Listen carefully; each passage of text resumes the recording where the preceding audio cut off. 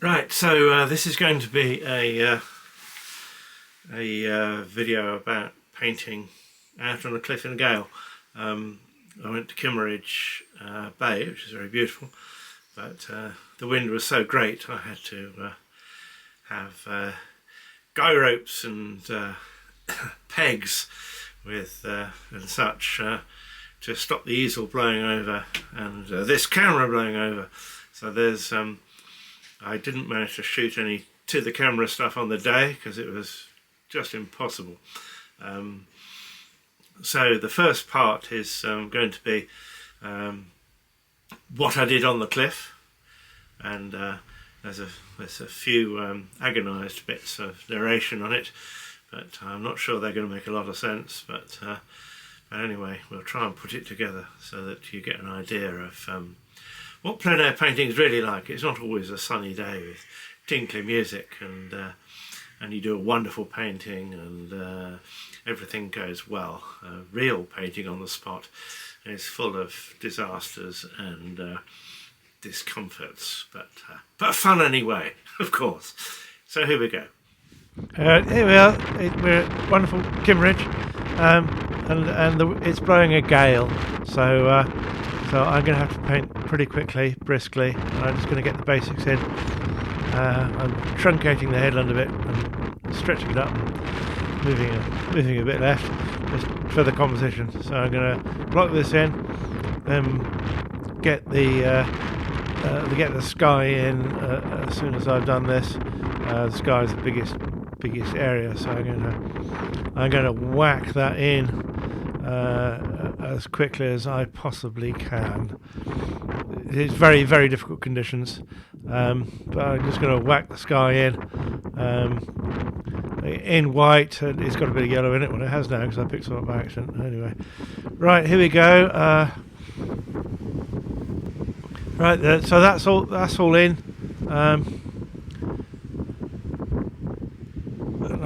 Some deliberate yellow here. There was undeliberate yellow slightly to the left, but some deliberate yellow because we got our light coming from the right, and I'll drift some colour into the sky at the end or near the end or in the middle or God knows, I don't know. I can't think properly and speak, but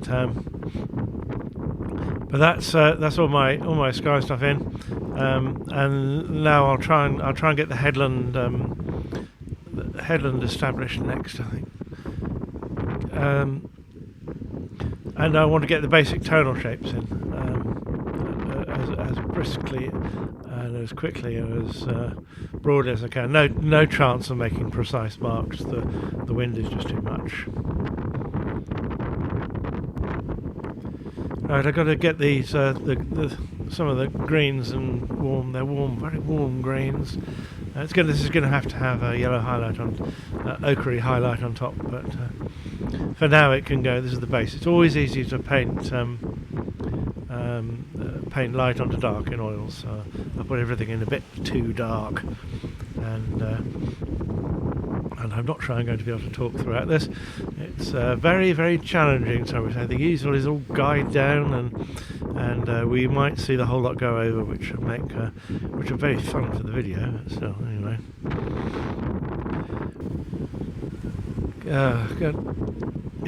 we're getting on with the rocky now, and I need to get these sort of dark, scrubby bushes all around here. And I'm going to need to get some darker tones in there, just to sort of almost draw out the shapes that are in there. I think I'll get the sea in, because the sea is the other big area, and I think my tactic will be to leave. I'm going to leave that. I'm going to get the sea in, and I'll fettle the join between the two afterwards, because the wind is just blowing the board around like mad, so it's very hard to do anything even slightly precise, because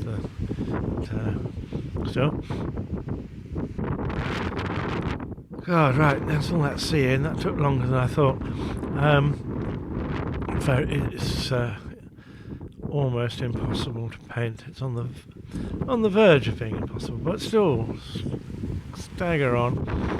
I'm going to have to do more work on this sea. I'm going to get the shapes of the flow of the waves in. Sea can be quite difficult because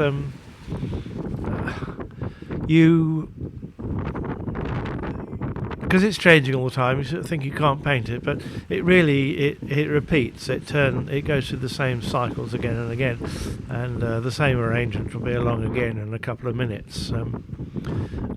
Especially from up here, it's not too bad because you can see the structure quite nicely. And I need to get the flow and the perspective of the waves to give the shape of the sea across the bay. It's quite a big and important bit of the picture. It's probably going to take me most of the time. Bloody hell. Sorry, a bit of swearing there. There'll be normally more cursing, but I'm aware that I'm being recorded. I also would like to reach across and touch the top of the board, but that would just put my arm in front of the lens, so I can't do that either. So there's a good chance the whole lot might go over. And I'm going to have to work quite into this sea. I thought I could whack it in, but I'm going to have to do a little bit more to it than I hoped, because it's really key. Right, that's the shore. I've done the shore. Sorry, we've had a bit of a silence there, so I'd probably. I've got putting the shore in quite dark because although the eye can see into the shadows, so that the sand and the rocks look quite light, but actually they're not. If you compare to the sea or the sky, they're actually. So I'm going in with a sort of very dark bluey grey, and I think that's probably going to be about the right ground. It's very hard to make decisions in this circumstance, but I think that'll be about the right ground for the lighter shale and sand. I'm also very aware I've got to get this. I've got to get the join between the sea and the headland in there, because that detail and the slipway are the sort of going to be the focus of the picture and probably what draws the eye first. But it's not a day for doing tiny detail. But so I might have to go back to the cliff for a bit, or maybe the sea, because this is almost impossible. Right, so I've got the slipway in, but it's a bit of a rough and ready slipway, I'm afraid. I need to get the this cliff in. This cliff I'm also making dark. It's really catching the sun, but I think it's in the wrong bit of the picture to be bright and contrasty. It's off the edge of the picture. I don't want to draw the eye over there, really. I'm going to put some lights in. Some bits I'm putting rather too much paint on, which is going to make my life difficult. But I have to accept that some of this has to be done, or quite a lot of it rather, has to be done later in the studio. I want to get as much in now so the whole is coherent and. So I can carry as much of the day away with me on the board as I can. I won't be able to take this to a finish on the spot. I hoped I might be able to, but it's not going to happen.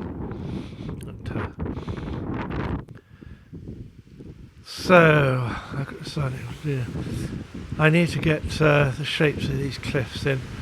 They're very strata here in KimmeridgeBay, famous for its geology, but I'm just going to indicate it. I can refine that or not later on.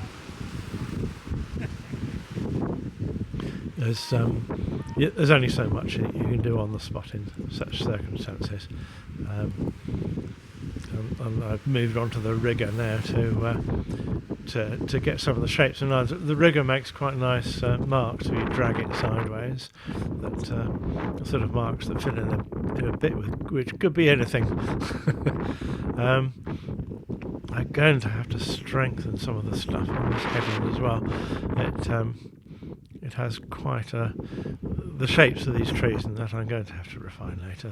They're not going in now. I've already got too much paint on here. It's not taking from it. Okay, next up. You won't have seen me paint the tower on account my arm was in front of the lens when I did it. So I'm going to edit that bit out because I think that was all arm and no painting.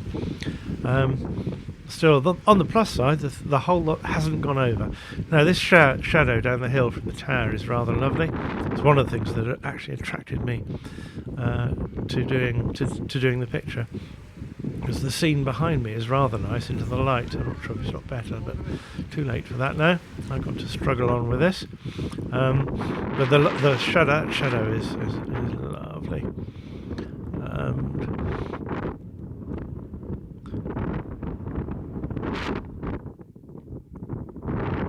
Alright, so let's get some colour in this sky. I think that's... You probably missed the sky because I had to hold the board. And now I'm just putting in the highlights of the waves very, very crudely, just so I've got that final contrast in there, and I can see how the final balance will be. And it doesn't look too bad actually. I've got to get the subtle reflection of the headland which goes down into the sea. I don't think I'm going to be doing that now. Some of the sea is in a bit too thick. I should have scrubbed it in a bit thinner. But I need to get these waves in, and I think I'm going to do. I'm going to do a little bit more to the headland and.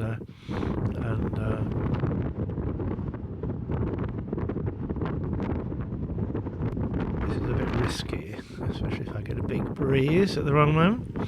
And I think that we have to say that's done for here. We'll look at it in the studio.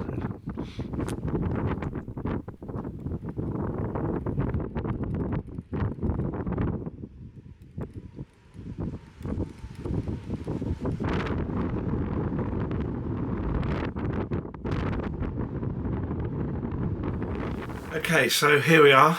I'm back from Kimmeridge. It was a few days after Kimmeridge, after trying to paint in a hurricane on the cliff. So what I'm going to do is the final touches to the picture, and it's several days on, so the paint is hardened off a bit, so it's a little bit easier to apply paint, so the thick paint won't pick up as much. I was struggling on that cliff for in more ways than one, in that in my haste I got rather too much paint on too quickly, so I was having trouble getting paint to come off the brush. I don't worry about that too much. It happens when you're painting in difficult circumstances. It's just all part of PleinAir, part of the excitement of working on the spot. Sometimes it's just physically impossible to carry out a completed painting, you know. But it is nearly always possible anyway, to catch the light of the day and the feeling of being there. So what we're going to do, we're going to look at the picture of the photograph of the day, which I nearly forgot to take, which wasn't very clever. And then we'll decide what we want to take from that photo, and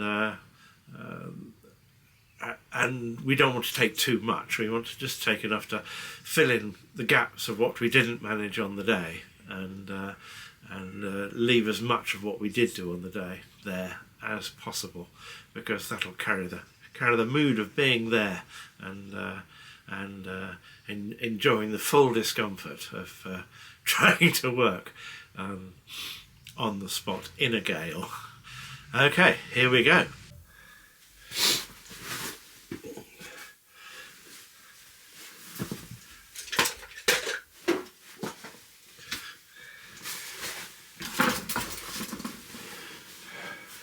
Right, here we are, out of the wind and into the studio, and I have to decide how to finish this. There is a huge amount of sand and gravel embedded in the paint. I suppose it doesn't matter, it's a PleinAir after all. So anyway, I've brushed off the really large bits of gravel. And I've got to decide what to do to this. And you can see the photo I took at the time. And I think the only thing that needs doing is some of the colours are a little muddy, and we need to bring the sun out a bit. The rest of it, I'm not minded to do much too. And with a PleinAir painting, if you do too much to it, you lose the feeling of the moment, and I don't think it gets any better. So you have to be pretty careful. So sorry about that. So I shall first of all create my focus, and I think the focus is this bright walkway down here, and the detail on the bit of beach there. So I'll put that in fairly strongly.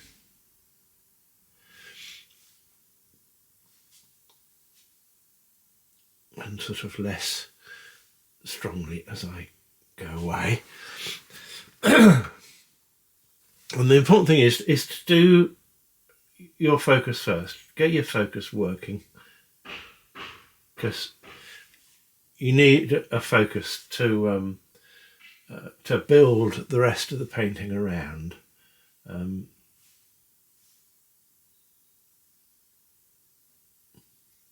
the idea, certainly when working into a PleinAir painting, is to do as little as you possibly can. Okay, so that's quite nice. This whole area is my focus, and there's accents of brights. So we want to put them in. We don't know what they are. We don't need to know what they are, really. More cards. And that's not too bad. I think that's, for me, that's enough. I don't want to force that anymore, really. And then as we move away from our focus, we can become more broad. I did try and darken this on the spot, but aside from the hurricane, I by then had quite a bit of paint on the surface, so it gets quite hard to put any more on. Whereas a few days later now, it is really easy. And I thought this was way out here, but as soon as I get this tone in, I can see that probably wasn't the case. And actually, as I get this tone in, I can see that I wasn't so very far away, actually. And we also have to get in the very warm green that runs down here, and that should just take the edge off.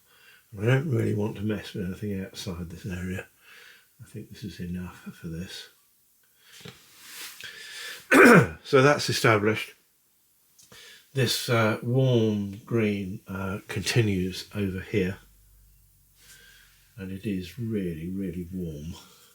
It's almost a sort of russety colour, really, because we're coming on into autumn.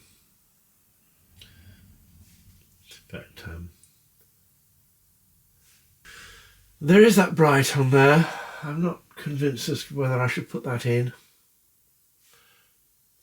I'll put some dark accents in it, which will be enough to shape it, I think, and we'll say that's done. Then I do have to have dark accents in these bushes here, just to make their form making some sort of sense. And I think that's enough for that, really. I don't want to be too fussy at the edge of the picture here. No, it isn't. No, I remember. No, it's actually where there is a stream has come down and cut through. You often have a waterfall just there. Okay, so we're getting down to it. I'm going to overemphasise the sides of these sheds because, again, that is my focus. So I want a little bit of strong there to. I can always lighten a dark. It's quite hard to darken a light. Now, actually, the cliff here is catching quite strong highlights, but I'm not sure I want them. I'm going to make a warm. A dark warm to go in here, purpley sort of colour, but I'm not sure that I want to fully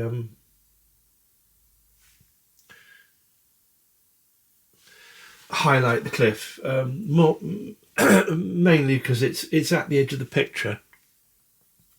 And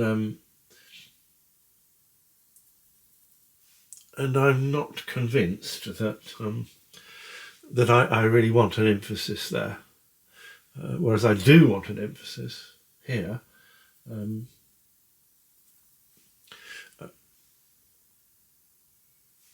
To bring the edge of the sea and get a bit of a flow in there, and the edges here, I don't paint from what's there really. I paint from what I need in the composition. The next thing I think is to freshen up the hues in the water. I'm a bit low in hue. I.e. in colour, because mixing on that cliff was pretty impossible, accurate mixing anyway. So it all got a bit muggy, and we've got a really high chroma bit here, so there's really bright colour here, and I don't want to lose what I got underneath, but I just want to put in a bit of stronger. Bit of the stronger colour, which I could see there in the day, but it was just very difficult to get in. And if you look at the reference, the colour, the colour is quite defined. This bit of chroma, bright stuff here, is actually the the reflection of the hill, and although it's barely perceptible, it's actually quite important to have a hint of it there. I don't think I'm going to do anything to that cliff. I think it's fine as it is. I think there's just a bit of stiller water there, and it happens again down here, so we'll have that as well. Yes, and I think that's just made by the rocks under the water. And we're very nearly there now. I want to put in, I've got a frog in my throat today, I apologise for that. Now we've got some bright greens that go in here that define this bit where they park the cars here. And we have a bit of that on the edge of this hill here. That edge is a bit too brutal. And we're getting to the edge of the picture there, so we're going to afford to be quite soft. And I think that's sufficient. The very last will be a few more white highlights for the waves. And a few more darks in the sea as well. But they're going to be the hardest thing to do, I think. The tower is enough. I've not quite got the tone of this hill here, which is catching the light. And that'll also soften the edge of the hill against the sky, which I quite like. So we almost lose it. This is when a painting is partially dry. It is so easy to do dry brushing and stuff. I've got quite a big drawing error there. My edge there is, I think that is probably worth doing. I've got the hill too short in any case. And also, I've not quite got this shape here. And I could afford to move it this way, but it will improve the composition. This is compressed to the left here, but I think I like that on the whole because it makes a better composition, even if it's not how it is. Okay, so we have a little bit of light on the side of the tower.